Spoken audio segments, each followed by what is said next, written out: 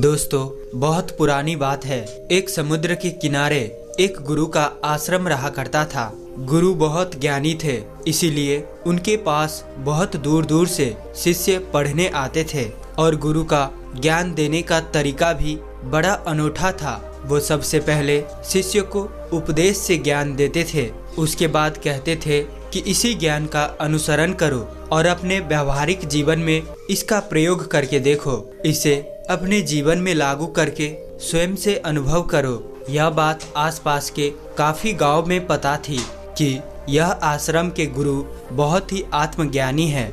इसी बात को जानते हुए वहाँ के सम्राट ने एक दिन उन गुरु के आश्रम में आए और वो गुरु से हाथ जोड़कर विनती करने लगे कि गुरुदेव, मैं चाहता हूँ कि मेरा बेटा आपसे शिक्षा ग्रहण करे, आपसे ज्ञान अर्जित करे, क्योंकि मेरा बेटा अभी बहुत छोटा है और अभी से यदि वो आश्रम में रहकर आपसे शिक्षा ग्रहण करेगा तो जरूर ये बड़ा होकर एक महान राजा, एक सच्चा राजा बनकर दिखाएगा। और मैं चाहता हूँ कि ये एक सम्राट का बेटा है, इसीलिए इसे कोई चीज का सुख सुविधा यहाँ नहीं मिलना चाहिए। मैं चाहता हूँ कि जैसे प्रजा के बच्चे रहते हैं उसी तरह ये भी रहे, बिल्कुल साधारण तरीके से आपकी सेवा करे, जो आप कहे वही ये करे। और यदि आप इसे अपने तरीके से ज्ञान देंगे तो मुझे बहुत अच्छा लगेगा और मैं चाहता हूँ कि ये साधारण रूप से रहे। ये बात सुनकर गुरुदेव कहते हैं कि ये बात भी सत्य है। जब आप साधारण रूप से रहते हैं तभी ज्ञान अर्जित कर पाते हैं। ज्ञान अर्जित करने के लिए किसी भी इंसान का बड़ा या छोटा नहीं, बल्कि एक निर्मल मन होना चाहिए, तभी वो ज्ञान को अर्जित कर पाता है। आश्रम के सभी बच्चे ये देख रहे थे, क्योंकि सम्राट अपने बेटे को रथ पर बैठा कर लाए हुए थे और आश्रम के सभी बच्चे को पता था कि ये सम्राट का बेटा है। थोड़ी देर के बाद सम्राट वहाँ से चले जाते हैं। अपने बेटे को अकेले छोड़कर जब जा रहे थे तब सम्राट का बेटा अपने पिताजी के बारे में सोच रहा था, क्योंकि वो अभी बहुत छोटा था।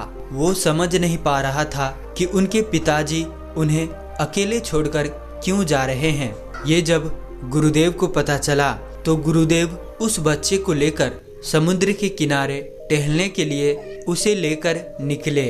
वो सम्राट का बच्चा अपने आप को बड़ा अकेला महसूस कर रहा था, इसीलिए वो बच्चा वहाँ पर जोर शोर से रोने लगा। तभी गुरुदेव उनके पास आते हैं और उनसे कहते हैं, बेटा, मैं तुम्हें चुप नहीं कराऊंगा, क्योंकि यदि मैं आज तुम्हारे आंसू पोंछ दूंगा तो तुम्हें कभी अकेलापन का एहसास नहीं होगा, क्योंकि इंसान अकेला आया है और अकेला ही जाएगा। इसीलिए उसे अकेले रहकर ही ज्ञान को अर्जित करना चाहिए, ताकि वो दुनियादारी को समझ सके, दुनिया के इस मायाजाल को समझ सके। मुझे पता है कि तुम्हें दुख है कि तुम्हारे पिताजी तुम्हें छोड़कर क्यों चले गए, लेकिन वो तुम्हें आज अकेले नहीं छोड़ेंगे तो तुम कभी भी अपने आप को समझ नहीं पाओगे। तुम कभी भी वो नहीं बन पाओगे जो तुम्हारे पिताजी बनाना चाहते हैं, कि तुम एक बड़े राजा बनो, मजबूत राजा बनो। और उसके लिए इंसान को अकेले रहना जरूरी है, उसके लिए अकेलेपन से गुजरना जरूरी है। सम्राट का बेटा बहुत छोटा था, उसकी उम्र बिल्कुल 9 साल की थी। वो ये समझ नहीं पा रहा था कि आखिर उसके साथ ये क्या हो रहा है। उसके बाद गुरुदेव उस शिष्य को लेकर आश्रम में आ जाते हैं। आश्रम के सभी बच्चे उनके पास आकर बैठ जाते हैं, क्योंकि उन बच्चों को पता था कि ये एक सम्राट का बेटा है, कि सम्राट के बेटे से दोस्ती करने से हमें जरूर फायदा होगा। लेकिन वहीं पर कुछ बच्चे ऐसे भी थे जो कि अकेलेपन को महसूस करना चाहते थे। वो अकेलेपन को ही पसंद करते थे, इसीलिए वो सम्राट के बेटे के पास नहीं आया। लेकिन बहुत सारे बच्चे उनके पास बैठे थे। जब वो खाना खाने बैठे तो सभी बच्चे सम्राट के पास ही बैठे। गुरु को इस बात का पता था, लेकिन गुरुदेव अपने तरीके से उस शिष्य को ज्ञान देना चाहते थे। वो नहीं चाहते थे कि मैं अभी से इस बच्चे को कठोर से कठोर परिस्थिति में डाल दूं। हो सकता है अभी ये छोटा है, शायद ये अभी समझ नहीं पाएगा, इसीलिए वो गुरुदेव उसको उसी के तरीके से ज्ञान देना चाहते थे। बड़े कोमलता से उसको ज्ञान देना चाहते थे और बहुत दिनों तक उसको अपनी उपदेशों से उसको ज्ञान दिया गया। एक दिन वो गुरुदेव उसे एक पहाड़ी के पास ले जाते हैं और उससे कहते हैं कि बेटा, आज रात तुम्हें इसी पहाड़ी पर रुकना होगा। ये सुनकर वो बच्चा थोड़ा सा घबरा गया। उसने कहा कि गुरुदेव, मुझे अकेला क्यों रहना पड़ेगा? आखिर मुझे ऐसा कौन सा आप ज्ञान देना चाहते हैं? तभी गुरुदेव कहते हैं, ये तो तुम जब अकेले रहोगे तभी तुम समझ पाओगे। तुम्हारा ये आखिरी परीक्षा का दिन है। आज तुम्हारा ये आखिरी परीक्षा का दिन है, क्योंकि मैंने तुम्हें बहुत ही उपदेशों से ज्ञान दिया है। अब मैं तुझे उसका अनुसरण कराना चाहता हूँ कि तुम खुद इस ज्ञान को अर्जित करो, उसे अनुभव करो। गुरुदेव आश्रम के लिए रवाना होते हैं। उससे पहले वो गुरुदेव उन शिष्य से कहते हैं कि मेरे इस बात को ध्यान से सुनना कि जब तुम पहाड़ी पर खड़े रहो तो छुप कर खड़े रहना। यहाँ पर एक बाज आती है और वो बाज क्या करती है और उस बाज से तुम क्या सीखते हो, ये तुम मुझे वापस आकर आश्रम में तुम मुझे सब कुछ विस्तार में बताना। वो बाज रात में भी आ सकती है, सुबह होते हुए भी आ सकती है, और जब तक वो बाज ना आए और जब तक तुम उस बात से कुछ ना सीखो तब तक तुम आश्रम में मत आना। एक बात का और स्मरण रखना, यहाँ पर एक चढ़ावा भी आता है अपने भेड़ों को लेकर। उन दोनों की बातें जो भी तुम सीखते हो मुझे वापस आश्रम में आकर बताना, और जब तुम वो दोनों ना आ जाए और जब तुम कुछ ना सीख पाओ तब तक तुम आश्रम में मत आना। इतना कहकर वो गुरुदेव आश्रम की ओर बढ़ते हैं और अब वो बच्चा वहीं पर छुपकर बैठ जाते हैं। उसके बाद वो जो एक दृश्य देखता है, वो दृश्य देखकर उसके रोंगटे खड़े हो जाते हैं। वहाँ पर एक बाज आती है और एक छोटे से भेड़ के बच्चे को उठाकर लेकर उड़ जाती है, और वो बाज उसी पहाड़ी पर लेकर आती है जहाँ पर वो शिष्य बैठा हुआ होता है। बच्चा बड़ा छुपकर वो सब दृश्य देख रहा था, और उसके बाद वह शिष्य भागता हुआ आश्रम पहुँचता है और अपने गुरु से जाकर मिलता है। लेकिन वो ये सब बात बताता उससे पहले वो शिष्य कहता है कि गुरुदेव, मैं चाहता हूँ कि मैं जो ये बात बताने वाला हूँ उसे आश्रम के सारे शिष्य सुने। जो मैंने सीखा है मैं चाहता हूँ कि वो सभी बच्चे सुने। फिर वह गुरुदेव सभी शिष्यों को इकट्ठा कर देते हैं। उसके बाद वह शिष्य बताना शुरू करता है और वह कहता है कि गुरुदेव, मैंने जो वहाँ पर देखा वो दृश्य बड़ा ही अनोखा था। और उस शिष्य ने कहा कि गुरुदेव, मैंने जब उस बाज को देखा कि वो बाज सभी भेड़ में से उस मेमने को अपने पंजे में लिया, अपना शिकार बनाया, और बाज की इस साहस को देखकर मेरे मन में जिज्ञासा उठी और मैं बाज के जीवन की संपूर्ण ज्ञान लेने में जुट गया। इसके लिए मैंने पूरे 1 वर्ष तक वहाँ पर रहकर उस बाज के संपूर्ण जीवन के गतिविधि के बारे में जाना, उसे अनुभव किया, उसे अपने आँखों से देखा। उस पहाड़ियों पर बहुत से बाज आया करते थे। बच्चा बाज से लेकर बूढ़ा बाज तक वहाँ रहा करता था। इसी दौरान इस 1 वर्ष के भीतर में मैंने ये देखा विभिन्न प्रकार के बाजों को, बहुत सारे बाजों को मैंने देखा। बाज से मुझे पहली सीख मिली। वह शिष्य सभी को सुनाते हुए कहता है, बाज की पहली सीख इतने दिनों में जो मैंने सीखा है वो ये है कि एक बाज बहुत ऊंचा और अकेला उड़ता है। बाज या तो एक बाज के साथ उड़ता है या तो वो अकेला उड़ता है। एक बाज कभी भी छोटे चिड़ियों के साथ नहीं उड़ता। इससे हम सब यह सीखते हैं कि या तो हम समान सोच वाले के साथ रहे या फिर बिल्कुल अकेले। हमें छोटी सोच वाले या नकारात्मकता से भरे दूसरों की टांग खींचने वाले लोगों से दूर रहना चाहिए। और दूसरी सीख जो मैंने एक बात से सीखी है वो मैं आप सबको बताना चाहता हूँ कि एक बाज की नज़र बहुत साफ होती है। वह 5 किलोमीटर दूर से ही अपने शिकार को पहचान लेती है और वह सभी बाधाओं के बावजूद भी अपने शिकार पर तब तक नजर गड़ाए रखता है जब तक कि वह उसे हासिल न कर ले। यहाँ पर हमारे लिए दूसरा सीखने की बात यह है, दूर की सोच कर अपना लक्ष्य निर्धारण करे और एक बार जब अपना लक्ष्य निर्धारण कर ले तो उस लक्ष्य को तब तक ना छोड़े जब तक कि उसे हासिल ना कर ले। उस लक्ष्य को, उस उद्देश्य को प्राप्त करके ही दम ले। जीवन में आने वाली छोटी मोटी बाधाओं से अपने लक्ष्य से भटके नहीं।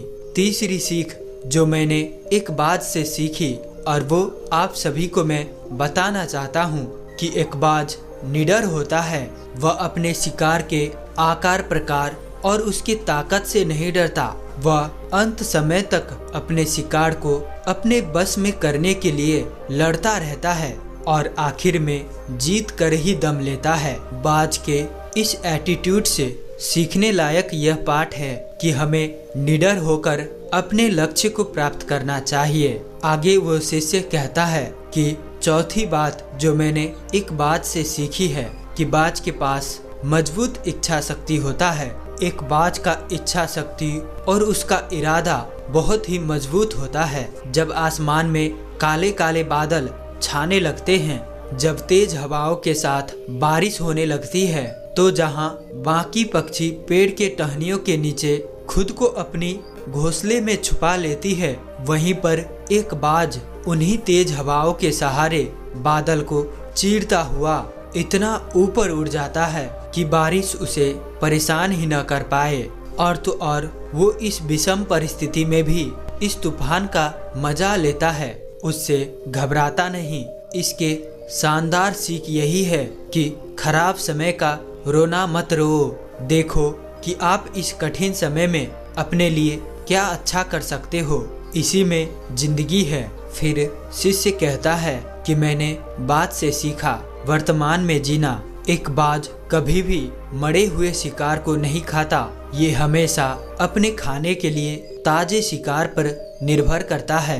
एक बाज की सोच से सीखने वाली ये जीवन के एक सीख यही है कि हमें कभी भी अपने जीवन को बीते हुए दिनों में नहीं जीना है। एक सफल और शानदार जीवन जीने के लिए, अपने सफल और शानदार भविष्य के लिए हमें अपने वर्तमान में जमकर मेहनत करनी चाहिए और वर्तमान में ही खुशी रहना चाहिए। यदि हमारा अतीत किसी भी कारण से दर्दनाक रहा था तो भी हमें उससे अपने वर्तमान को खराब करने की इजाजत नहीं है। हमें सदैव आज में जीने की कोशिश करनी चाहिए। यही बाज का एक बड़ा सीख है कि वो सदैव ताजा और फ्रेश शिकार करता है, कभी भी मरा सड़ा गला भोजन नहीं करता, जिससे उसकी सोच ताजा और वर्तमानशील रहता है।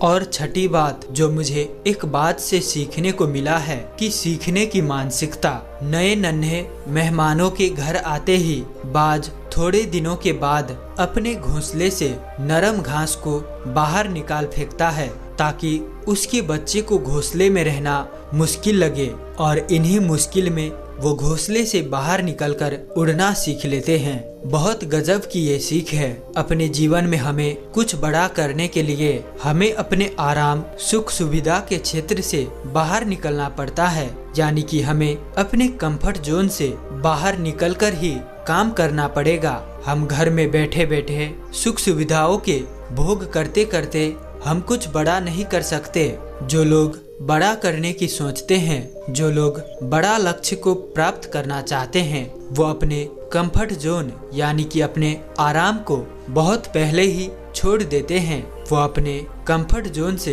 बाहर निकलकर काम करते हैं, जिसके कारण आगे चलकर आपको अपने सपने की मंजिल एक दिन अवश्य मिलती है और आप एक सफल और शानदार जीवन को जीते हो, बिल्कुल एक बाज की तरह। सातवीं सीख, आखिरी और महत्वपूर्ण सीख जो मैंने बाज से सीखी है कि बाज एक जिजीविषा से भरा हुआ पक्षी है। बाज के जीवन के मध्य समय में एक ऐसा समय आता है जब उसके पंख इतने भारी हो जाते हैं कि उसके उड़ने की गति कम हो जाती है। उसके चोंच और पंखों में पहले की जैसे पैनापन नहीं रह जाता कि वो कोई शिकार को पकड़ पाए। धीरे धीरे उसका चोंच मुड़ने लगता है, उसके पंख भारी हो जाते हैं, वो शिकार करने में और उड़ने में असमर्थ होने लगता है, जिसके कारण वो मरने की कगार में पहुंच जाता है। इस समय जिंदगी और मौत के दोहराए पर वो जिंदगी को चुनता है। एक बाज इस समय में खुद को परिवर्तन करने की चुनौती को स्वीकार करते हैं। वो किसी निर्जन और सुदूर क्षेत्र में जाकर खुद को एक नया जीवन दान देने की कठोर साधना करता है। अपनी चोंच से अपने भारी पंखों को नोच नोच कर फेंकता है। पंखों को नोच कर फेंकने की वजह से वो पूरा लहूलुहान हो जाता है। उस बाज के शरीर से खून बह रहा होता है। इस तरह अपने सारे पंखों को नोच फेंकने के बाद वो अपने पंजों और चोंच को शिलाओं पर पटक पटक कर तोड़ लेता है और तब तक उसी निर्जन स्थान पर छिपा हुआ रहता है जब तक कि उसके नए पंख, उसके पंजे और उसकी चोंच ठीक से ना निकल आए। और एक बार इस दर्दनाक प्रक्रिया से गुजरने के बाद वही बाज जो पहले ठीक से उड़ नहीं पाता था, अब अपने जीवन की सर्वश्रेष्ठ उड़ान भरता हुआ पुनः अपनी जिंदगी का स्वागत करता है। वापस बादशाह बनकर गरजता है अपने इलाके में। इतना कहकर वो शिष्य मौन हो जाता है और अपनी अंतर शांति में झूमने लगता है। तभी गुरुदेव उस शिष्य को कहते हैं कि बेटा, अब तुमने जो मैं तुझे देना चाहता था, तुम वो सीख को अनुभव कर लिया है, उसे साक्षात देख लिया है। अब तुम अपने घर जा सकते हो। तुम्हें फिर से अपने राजमहल में भेज दिया जाएगा। गुरुदेव की यह बात सुनकर वह शिष्य खुश हो जाता है कि वह अपने राजमहल लौट रहा है और वह शिष्य अपने गुरुदेव से वादा करता है कि वह एक शानदार जीवन जिएगा, अपने जीवन को पूर्णता से जिएगा। तो दोस्तों, इस वीडियो को लाइक और इस चैनल को सब्सक्राइब जरूर से कर ले और साथ ही कहानी में अंत तक बने रहने के लिए मैं किशन शर्मा आप सभी का दिल से बहुत बहुत धन्यवाद करता हूँ। तो चलिए मिलते हैं ऐसी कोई और नई कहानी में। तब तक के लिए अपना ख्याल रखें।